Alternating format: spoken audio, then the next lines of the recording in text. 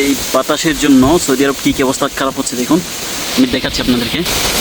Huge পরিমাণ বাতাস, যেটা বলার বাহিরে।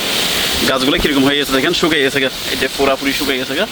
এই গাছগুলো পাতা দেখুন একদম শুকিয়ে গেছে বাতাসের কারণে। এই যে শুকিয়ে কী অবস্থা হয়ে গেছে দেখেন, পুরা গাছ কিছু নেই।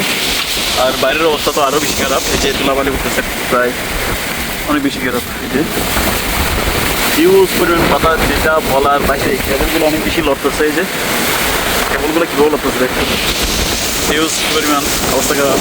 সৌদি আরবে যে বাতাস, আর আমাদের এখানকার অবস্থা অনেক বেশি খারাপ, হিউজ পরিমাণ। এরকম আমি বাতাস আর দেখি নাই, এরকম বাতাসের অবস্থা। আখ গাছগুলো কীরকম অবস্থা হয়েছে দেখেন, যে দেখছেন এগুলো হচ্ছে আখ গাছ। আর তিলপল গাছ, ওই যে এটা তিলপল গাছ, অনেক বেশি অবস্থা খারাপ। পেঁপেগুলোর অবস্থাও এখন আস্তে আস্তে গাছগুলো মরে যাচ্ছে, একটা মরে যাচ্ছে, আরেকটা গাছ মরে গেছে, অনেক বড় একটা গাছ। এই একটা গাছ মরে কী অবস্থা হয়ে গেছে দেখেন, এই যে পুরো গাছটা মরে গেছে বাতাসের কারণে। অনেক বেশি অবস্থা খারাপ। ওই যে আমাদের মানে ছাদের উপরে যে তেরপালগুলো আছে, এগুলোও অনেক বেশি বাতাসের কারণে অনেক সমস্যা হচ্ছে, যার কারণে এক পাশে চলে আসছে। একটুখানি এখানে বসছিলাম পানি ছিটে দিয়ে, কিন্তু বসতে পারতেছি না ধুলাবালির কারণে। যে পরিমাণ বাতাস, ওরে বাপ রে বাপ। এখানে একটা মধুপুকুর বাসা আছে, এটা ওরে কী অবস্থা করতেছে এটা গাছ, এটা যেন এখন ভেঙে যাবে এই অবস্থা। আর এখানে একটা মধুপুকুর বাসা আছে, এটা কোন জায়গায় জানি, আমি খুঁজে বের করতেছি। যে এগুলোর অবস্থা কীরকম অবস্থা হয়ে গেছে দেখেন, গাছগুলা মরে যাচ্ছে অলরেডি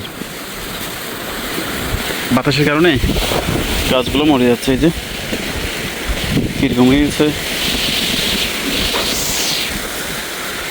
মরে একাকার হয়ে গেছে, একটা গাছ মরে গেছে। ওগুলো বাতাসের কারণে হচ্ছে, যে সৌদি আরবের বাতাস হচ্ছে গরমের কারণে এই ধরনের অবস্থা। আমাদের খেজুর গাছ দেখুন, এই যে খেজুর ধরে একদম সেরকম হয়ে গেছে। আজকে বাতাসের কারণে আমাদের এই অবস্থা। খেজুর কী অবস্থা হয়ে গেছে দেখেন, একদম পাকনা হয়ে গেছে। কিন্তু এখানে উঠবে কি, এক গাছ খেজুর সবগুলো মরে একাকার হয়ে গেছে বাতাসের কারণে। যে পাতাগুলো একদম শুকিয়ে গেছে। কি রে ভাই, একদম ধুলা বের হচ্ছে এখান থেকে, যে অবস্থা। এই বাতাস আর আমাদের লাউ।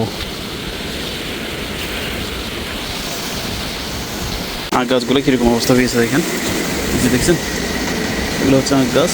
আর তিলপল গাছ, ওই যে এটা তিলপল গাছ, অনেক বেশি অবস্থা খারাপ।